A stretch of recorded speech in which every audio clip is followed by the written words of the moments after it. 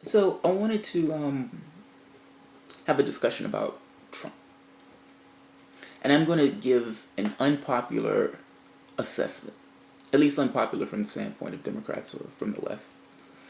But I think the assessment is accurate.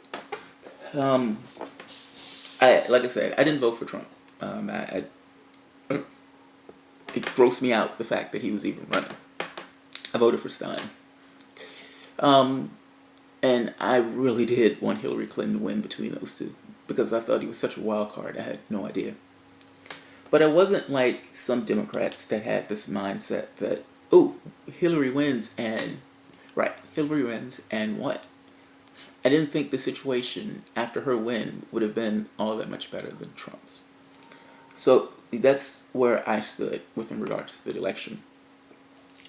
At the point at which Trump won, after a few days, I started to kind of congeal into, all right, are there positives? And if so, what are those positives? And they are. They really are, believe it or not. In many standpoints, over the past, let's say, several months, particularly with Hillary running, I noticed a strange phenomena of people who are on the left, or consider themselves on the left, bending themselves into pretzels to explain away things that typically, or under a different president, they would have had some serious issues with. So, for instance, the left believes in climate change.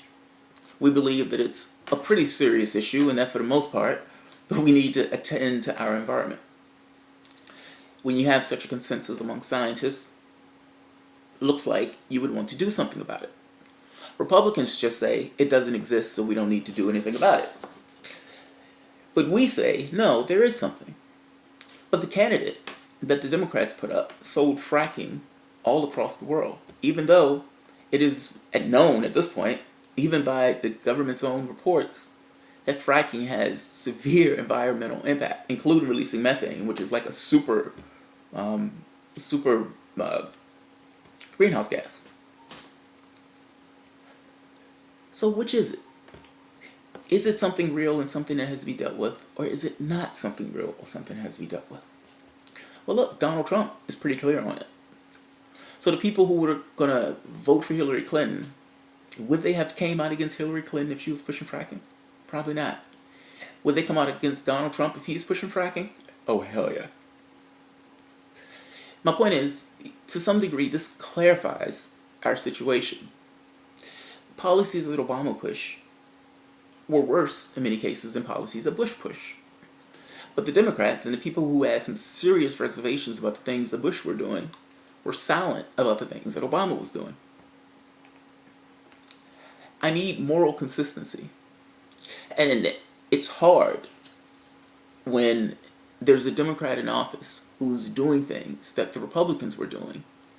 Because part of the Democratic Party at that point just says, well, we can't attack our own person. In this particular situation, a Republican is in office. And that Republican, for the most part, is going to do things that Obama was doing. Granted, he's going to kick it in higher gear. But he's just as in the bed with Wall Street as Obama was. He's probably going to be just as militaristic, maybe even more. You know, it depends on what Trump does. Who the hell knows? I mean, if he rips up the Iran deal, oh, Jesus Christ. My point is, at the very least, this is not a situation where you're fighting two sides of the party. The target is very clear at this point. Now, the problem is, in this situation, to not be hypocrites. Meaning, if Trump comes out and he says, for instance, the kill list, for example, Democrats had no issue with Obama having to kill list. All of a sudden, they're great pains about it. Democrats had no issue with Obama killing thousands of civilians. All of a sudden, Trump gets to power, and now they're terrified. This is kind of my point. The things that you are morally outraged about, you should be morally outraged about, regardless of the party that it's associated with. At the very least, having Trump in office does two main things. It puts a very ugly face on the policies that liberals and Democrats and people on the left say that they did not like. When Obama had those policies, he didn't look that way.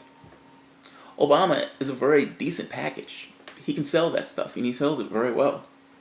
So you take away the package, you keep the substance there, let people get mad at it now. That's going to be the face of whatever the fuck goes on now. That's the first part. The second part is the death of neoliberalism. It has cratered and it has failed, and it's failed on a level that I've never seen in American politics, if I'm being honest. I wasn't around when the Whigs went away, so they lost everything. And going on this path of brinksmanship and going on this path of corporatism while acting in this feel your pain language. And at this point, identity politics. You know, it's funny. Several years ago, when I was just getting into politics, and I saw the Democrats, and for the most part, being African American, we just reflexively vote Democrat because of the things that the Republican Party did, Southern strategy and all. I remember thinking, Jesus Christ, the Republicans, they're just, it's identity stuff. I mean, it's, well, we hate gays and, you know, we fall in line. Or, you know, you want to, the right to bash other people and fall in line. But, you know, the reverse of that is also true. Democrats have a tendency to do identity politics also. Meaning, to have the two parties, for the most part, function the same way with regards to Wall Street and so forth. Republicans are more ghastly, but Democrats are just as bad. And they end up squabbling about things that don't matter. Don't get me wrong. How you treat me matters to me. But there are larger issues that the public, for the most part, agrees on, but that the parties squabble about in order to get votes and to get in office. So when Democrats identify themselves, we're going to put up a black candidate, we're going to put up a woman, we're going to put up a Muslim for so-and-so. That's nice, but what does that have to do with your policies? If you're going to put up a Hillary Clinton, and you're going to make a big deal about her being the first woman president and everything else. I remember somebody said there's a special place in hell for a woman that didn't vote for Hillary Clinton. But what were your policies? That's my point. I mean, all of this stuff is nice. But you've gotten to the point where you're so close to the Republican Party that people have a hard time distinguishing the difference. And you wonder why half of the country doesn't vote. Do you know that the number of people that voted consistently went down, with the exception of in 2008 when Obama was elected? And then after that, it went consistently down again. People realize that it's fear, that the things that people need are not necessarily being attended to, that they're being, in essence, screwed over. So, at the very least, that wing of the party failed. And the hope is that when it's being rebuilt, that progressives are far more aggressive in taking over that mantle. And not just that, and not voting for anybody who doesn't meet their interests. If that means a Democrat loses, then a Democrat loses. Stop giving your power away by just voting for people because it's against somebody else. If we need to be in the winter for a little bit, then we need to be in the winter for a little bit. Either the Democratic Party is going to be a particular thing, or it's not going to be at all. That needs to be the point. That sounds harsh, but it's absolutely true. Because otherwise you end up in a situation that you're in now, where the country just consistently moves to the right, over and over and over again. Because the people you were voting for, you're actually, in essence, voting against somebody else. The person who you were voting for, you didn't necessarily factor in what the fuck they were going to do. And then they end up doing right-wing shit. So, that is the benefit of Trump. The destruction of neoliberalism, and at the very least, the ghastly things that we don't particularly like has a ghastly face to match it. I don't necessarily know what Trump is going to do in that office. And whether these two benefits outweigh the negative of what he's going to do, I have no idea. I don't even know if we're going to get another election in 4 years. Because of, look, I have no faith in the institutions of government to do anything to prevent Trump from doing whatever the fuck he wants to do. We had a president that literally attacked another country, killed upwards of 1 million people. It completely destabilized the region. And the next president coming in did squat about it. What do you think that they're going to do if Trump does any particular thing? And do you really believe the Republican Party is going to go after their own person? Look at how they did the hearings. So, if you're not concerned, you're not paying attention. And whether or not these things outweigh the others, it doesn't really matter. He's in office. But if there's anything to hang your hat on, that's, alright, there's a chance to change and save the world. And that sounds grandiose. I know it sounds grandiose. But if you're going to create a progressive coalition, and it is possible.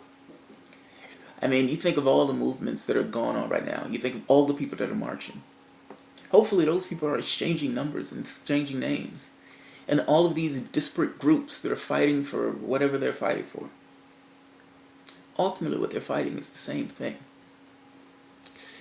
I would hope those things coalesce around something that's significant, that's organized, and that's very specific in the goals that it wants to accomplish. And in doing so, yeah, you could potentially save the world. Or at the very least, save the country for the time being. I mean, shit. Take the White House in 2020. And before you take it in 2020, take state by state by state. Just don't be corrupt. You'd be surprised at the number of people who would vote for you if they believe that you are actually representing their interests.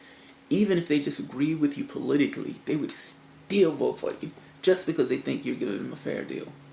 They went and voted for the most unpopular candidate in the history of American politics because they did not trust you and your party. So, that's all I got. Alright guys, bye-bye.